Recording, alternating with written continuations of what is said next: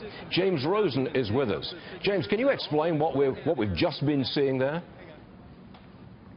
Stuart, it's remarkable. It's the type of scene you just don't typically see in modern political conventions. These used to be quite frequent back before conventions became coronations. Right now, the floor of the Republican National Convention is in a state approaching bedlam. What happened was the never-Trump forces and forces loyal to Ted Cruz and still other loosely aggregated delegates who are not happy with the Republican National Committee or with Donald Trump and his campaign had sort of bound together, had joined forces to try to change the rules of the convention. And what happened just a few minutes ago was that the person presiding over the convention, Representative Womack of Oklahoma, basically called for a vote on the rules package that govern this convention. It's really one of the first orders of business of any convention. And he called for a simple voice vote, and so we could hear the ayes and the nays. And this is a very divided convention. Perhaps more of the delegates are in favor of Donald Trump than are against him, but still it's a very deep division.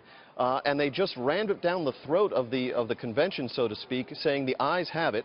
And the forces loyal to Ted Cruz, people like Senator Mike Lee of Utah, Ken Cuccinelli, the former Virginia Attorney General, and others, were screaming shame.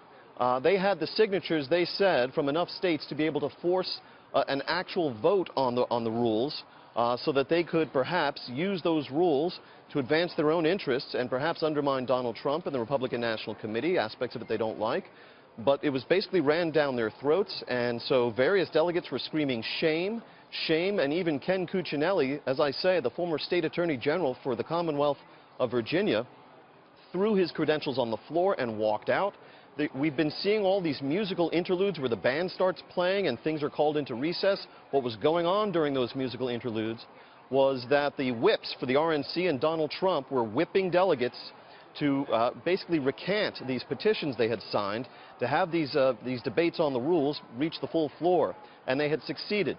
The Cruz forces, if you will, the never-Trumper forces, needed signatures, a requisite number of signatures from delegations in 8 states.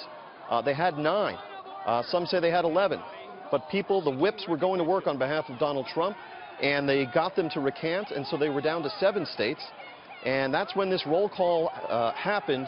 It was not truly a roll call, it was a voice vote. And so people are spitting mad, Stuart. Well, James, this is political theater of the highest order. It's exactly what Donald Trump did not want.